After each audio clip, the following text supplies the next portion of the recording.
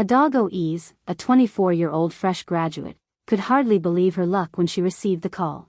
She had been chosen as the new secretary at one of the most successful real estate companies in Lagos. For months, she had been applying for jobs, facing rejections, and now, finally, she had a chance to build the future she dreamed of. Her first day felt magical. The glass walls of the office gleamed, the staff moved briskly in smart suits, and her desk overlooked the city skyline. Her boss, Mr. Kenechukwu, was everything people described: tall, confident, dressed in designer suits, and known for closing the biggest property deals in town. He greeted her warmly, shook her hand, and told her she had the look of someone going far. His voice was deep, his smile charming, and in that moment, she thought she had found the perfect mentor. But not everyone shared her excitement. During lunch, a senior colleague leaned over and whispered, "Be careful. Keen is too friendly with women who work here." Adago laughed nervously, brushing it off as office gossip. She couldn't imagine a man so respected behaving inappropriately. Still, she noticed the way his eyes lingered on her when she entered his office, how his compliments often focused on her appearance instead of her work. On her third week, he surprised her with an expensive perfume, saying it matched her beauty. Another time, he insisted on driving her home, even when she politely refused. She told herself he was just being generous, maybe even fatherly. After all, he was her boss, powerful, connected, and someone whose approval could change her career forever. Yet, deep inside, she felt a discomfort she couldn't explain. The job that had seemed like a blessing was beginning to feel different. She tried to stay professional, focusing on her tasks and avoiding moments alone with him. But Mr. Kenechukwu always found ways to be near her, a hand on her shoulder, a comment about her smile, a lingering look that made her uneasy. Adago didn't know it yet, but this job would change her life in ways she never imagined, and not for the reasons she once hoped. At first, working for Mr. Kenechukwu felt like a dream. He praised Adago's typing speed, her neat reports, her ability to handle clients. Every compliment made her feel seen, valued, and confident. But soon, his words began to change. Instead of talking about her work, he started commenting on her hair, her smile, the way her dress suited her. At first, she laughed awkwardly, thinking it was harmless. But the comments became more frequent, more personal. One evening, as the office emptied, he appeared at her desk with his car keys in hand. "Let me drive you home," he said with a smile that felt more like a command than an offer. She politely refused, saying she had errands to run. He insisted, waiting until she gave in. The ride was silent, but his eyes flicked toward her every so often, making her uneasy. The next week, he placed a beautifully wrapped box on her desk. Inside was a bottle of expensive French perfume. "It suits you," he said, his tone heavy with meaning. She tried to thank him politely, but inside, she wondered why her boss would give her such an intimate gift. Soon, he started insisting she call him by his first name, Keen. The way he said it felt like he was drawing her closer to a place she didn't want to be. Each time she said it, she felt like she was stepping onto dangerous ground. Adago's discomfort grew, but so did her fear. Jobs like this didn't come easily. She couldn't risk offending him or giving him a reason to fire her. She told herself she was overthinking, that maybe he was just being kind. But deep down, she knew there was something different about his attention.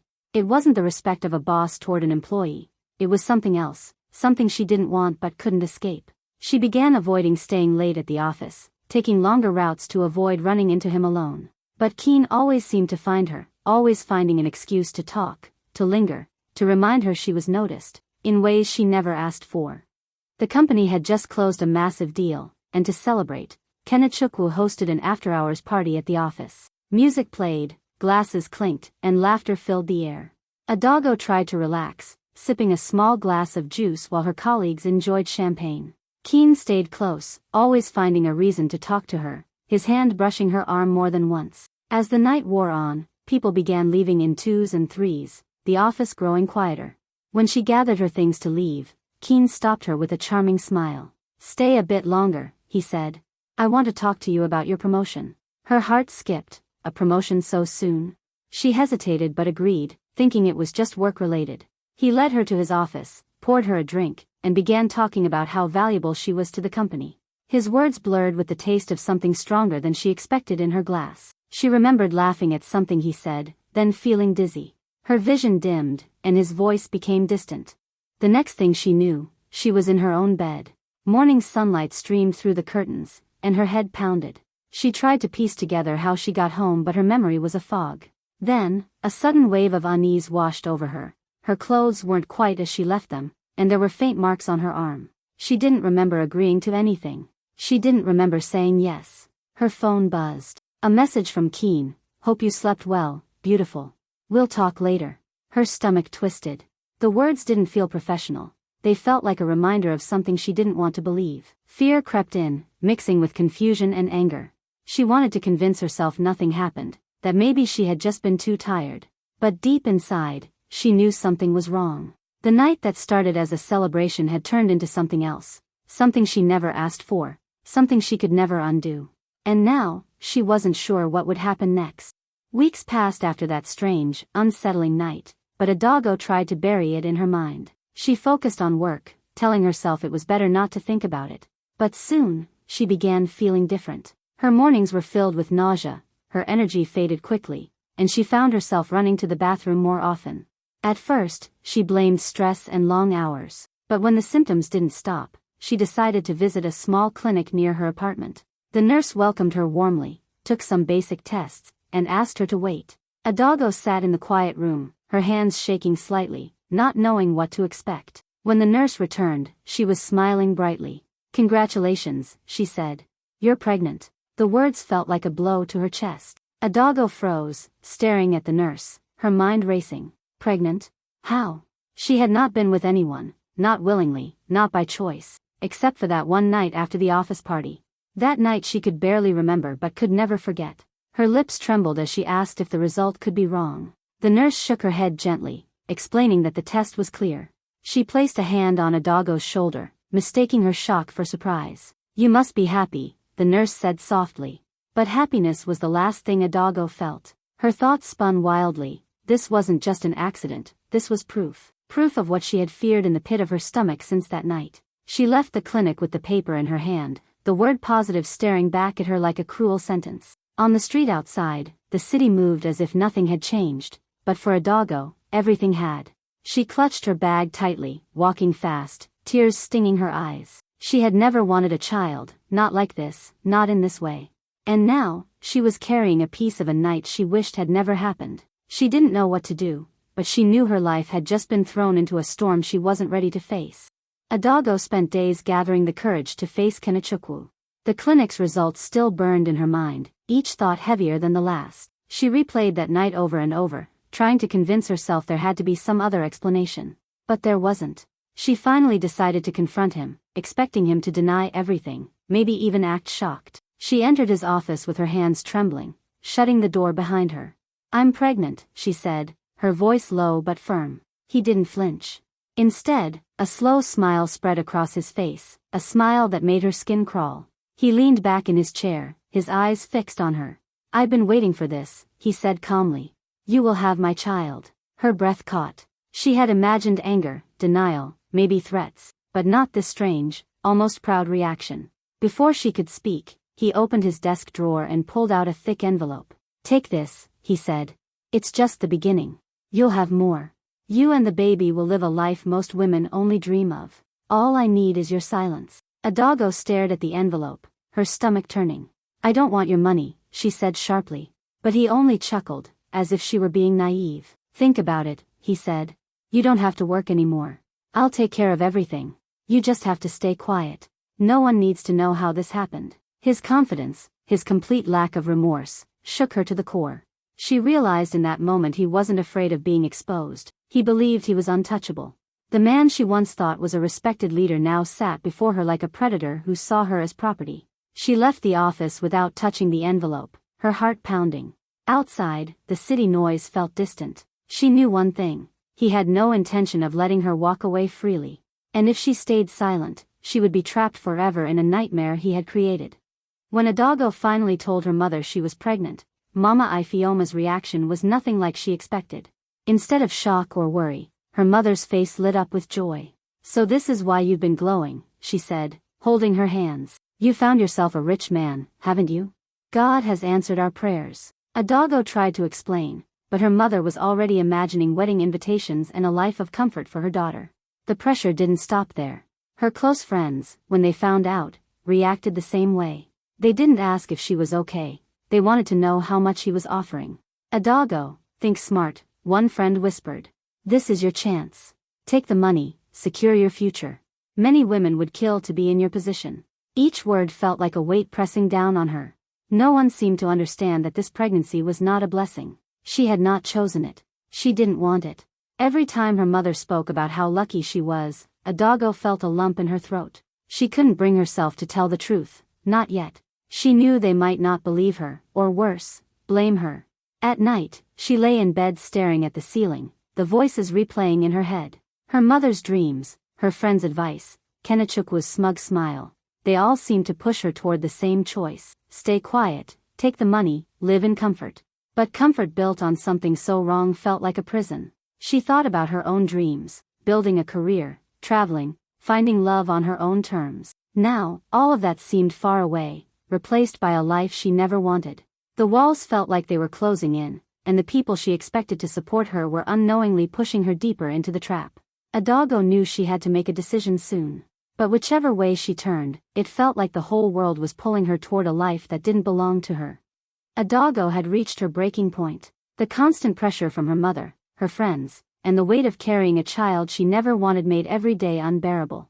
One morning, she walked into Kenechukwa's office, determined to tell him she was quitting. She rehearsed her words in her head, ready to leave everything behind. But before she could finish, his expression changed. The charming smile she had seen so many times vanished, replaced by a cold, hard stare. He leaned forward, his voice low and dangerous. "If you leave, I will destroy you.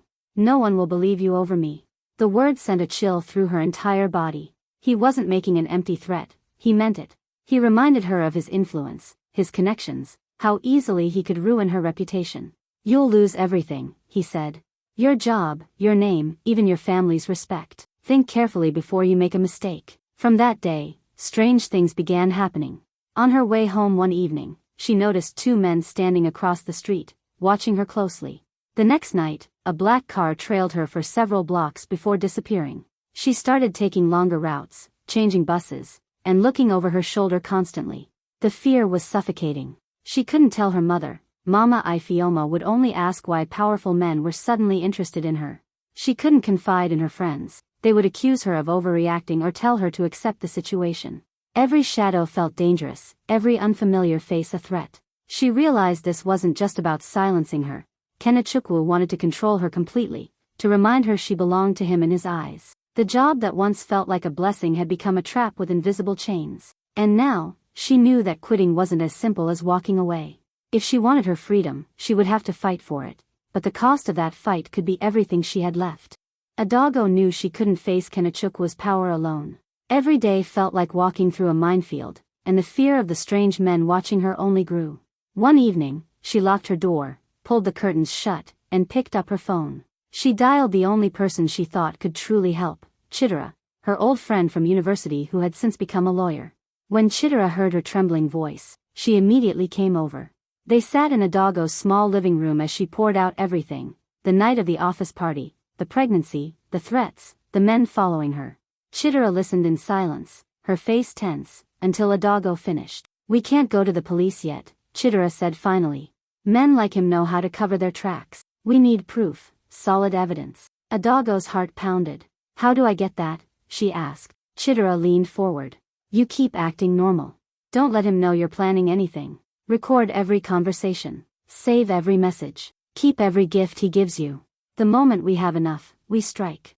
The plan was dangerous. It meant staying close to the man she wanted to escape from. It meant pretending to trust him, smiling when she wanted to scream. But Adago knew it was her only chance. The next day, she returned to work as if nothing had changed. She carried a small recorder hidden in her bag. When Kenechukwu called her into his office, she pressed the button. Every word, every threat, every arrogant promise, she captured it. At home, she sent copies to Chidera, who stored them safely.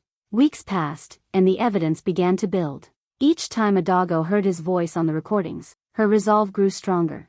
She wasn't just a victim anymore, she was preparing for a fight. They both knew the risk was high. If Kenechukwu discovered the plan, things could turn dangerous fast. But Adago was done living in fear. For the first time in months, she felt a spark of hope.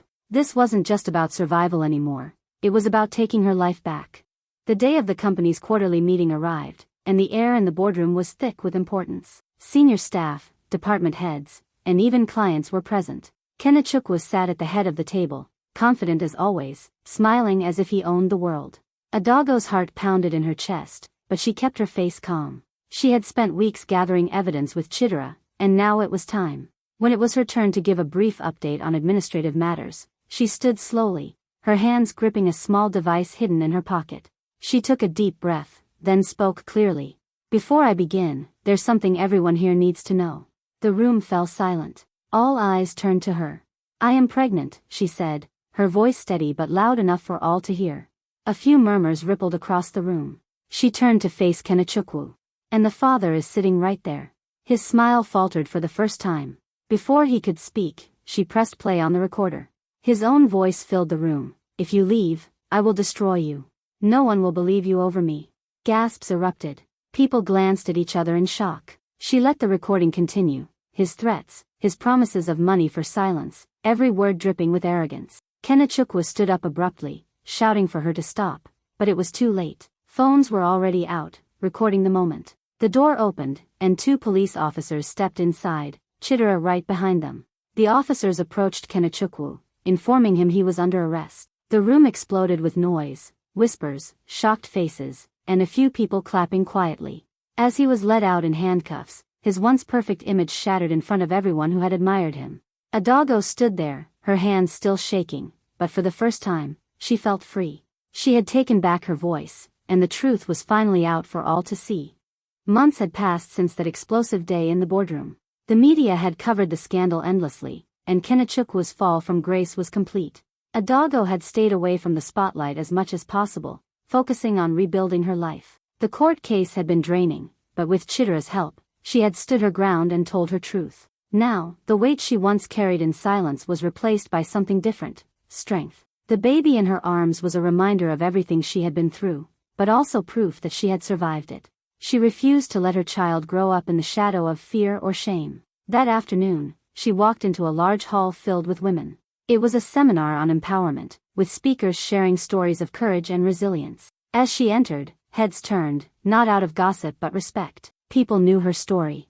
They knew what she had faced, and how she had refused to be silenced. She found a seat near the front, rocking her baby gently. When the host spotted her, she invited Adago to say a few words. Standing before the crowd, Adago felt her heart race, but her voice was steady. She spoke of the fear, the betrayal, and the moments she thought she couldn't go on.